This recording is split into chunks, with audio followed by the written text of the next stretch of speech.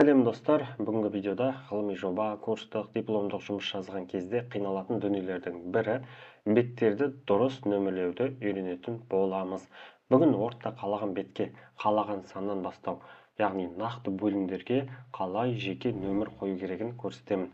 Алдымен каналға тіркеліп кетуді ұмытпаңыз. Кеттік ендеше.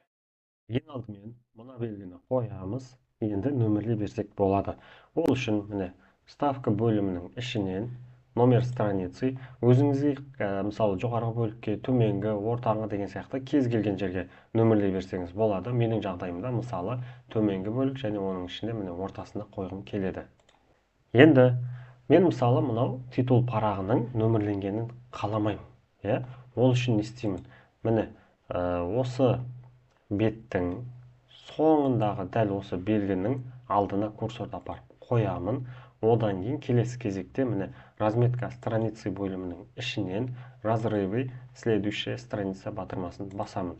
Достар, осы жерде айтып кетейін, егерде сізде Word-тың соңғы нұсқасы болатын болса, онда бұл дәл осы жерде осылай тұрады. Келесі кезекте мына титул парағының бетінде 2 деген мысалы нөмірленіп тұр. Мысалы сізде 1, 3 деген сияқты тұруы мүмкін, оған ешқандай уайымдамаңыз. Осы цифрдың үстіне курсорды апарамыз да сол жақ батырманы 2 рет шертеміз.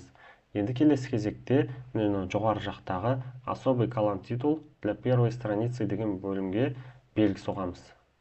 Мінекей, біздің нөміріміз жойылып кетті. Бұл же бетті жабу үшін міне закрыть окно колонн титул деген бөлімді бассаңыз болады. Мінекей, бізде титул парағының нөмірі жойылып кетті. Тағы да бір көрсетейін сіздерге, міне эссе бөлімінде мысалы нөмірленуді қаламаймын. Ол үшін міне осы белгінің алдына курсорды алып барамын дағыны, міне разметка страницы, разрывы бөлімінің ішінен келесі бет деген бөлімді таңдаймын. Енді осы эссе бетіндегі жаңағы санның үстіне курсорды апарамын дағы сол жақ батырманы 2 рет басамын. Одан кейін осы жерге белгі соғамын. Міне эссе бетіндегі манағы сан жойылып кетті. Міне осы бетті жабу үшін закрыть окно деген бөлікті бассаңыз болады. Немесе курсорды кез келген жерге алып барып, дәл осылай сол жақ батырманы 2 рет шертсеңіз жеткілікті. Тағы да бір көрсетейін. Аннотация бетінде мысалы мен осы цифрдың болғанын қаламаймын. Ол үшін не істеймін? Міне осы белгінің алдына курсорды алып барамын. Разметка страницы, разрывы және келесі бөлім деген батырманы таңдаймын. Одан кейін дәл осы цифрдың үстіне курсорды алып барамын дағыны тышқанның сол жақ батырмасын 2 рет шерту арқылы дәл осы жерге белгі соғамын. Және кез келген жерге алып барып, міне сол жақ батырманы 2 рет шертсеңіз болады, немесе қызыл батырманы бассаңыз болады. Енді мысалы нөмірлеу. Енді бізде мазмұны нөмірленбейді.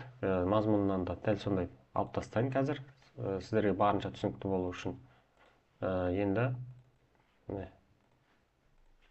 міне мазмұнында да ешқандай цифр жоқ.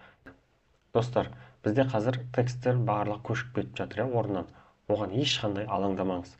Алдымен нөмірлеу деген бірінші жұмысты бітіріп алайық. Одан кейін барлық процестен кейін оны реттей жатамыз. Ешқандай оған алаңдаудың қажеті жоқ. Келесі кезекте мен кіріспе бөлігінен нөмірленудің басталғанын қалаймын, және ол нөмірлену 2 емес, мысалы 3 немесе 4-тен басталғанын қалаймын. Енді ол үшін не істеймін? Міне кіріспе бөлігі тұр. Сол кіріспе бөлігіндегі дәл осы цифрдың үстіне курсорды алып барып, тышқанның сол жақ батырмасын 2 рет шертемін. Одан кейін мына жердегі номер страницы бөлімінің ішіне кіріп, формат деген жерге барып, начаться деген жерге мысалы 3-ті таңдаймын. Мысалы 3, немесе 4 деген сияқты 3-тен басталсын, міне 3-тен басталды. Одан кейін бағана айтқанымдай закрыть окноны басамыз, немесе кез келген тышқанның сол жақ батырмасын кез келген жерге алып барып, дәл осылай басамыз. Менде кіріспе бөлігінен 3 басталды, одан кейін зерттеу бөлімі міне 4 деген сияқты ары қарай кете берді 5. Немесе кіріспе бөлігі мысалы 3 емес 4-тен басталған қалаймын. Ол үшін не істеймін? Стрелканы дәл осы цифрдың үстіне алып барамын дағыны тышқанның сол жақ батырмасын 2 рет шерту арқылы міне осы бет ашылады. Одан кейін бізде номер страницы деген жерден формат деген жерді таңдап 4 деген санды таңдаймыз. Окей деген батырманы басамыз. Закрыть окно деген осы бөлікті жабамыз. Кіріспе менде 4 санынан басталды. Ары қарай зерттеу бөлімі 5 деген сияқты кете береді осылай. Сондықтан ешқандай қиындығы жоқ достар. Видеоны түсінбей жатқан жеріңіз болса, қайтадан айналдырып көрсеңіз болады. Ал енді мына белгіні біз барлық процесс аяқталғаннан кейін басу арқылы жоямыз дағыны бағанаға көшіп кеткен тексттерді қайтадан орнына әкелеміз. Видео ұнаса каналыма тіркеліп лайк, комментарий қалдыра кетіңіздер. Барлықтарыңызға сәттілік тілеймін.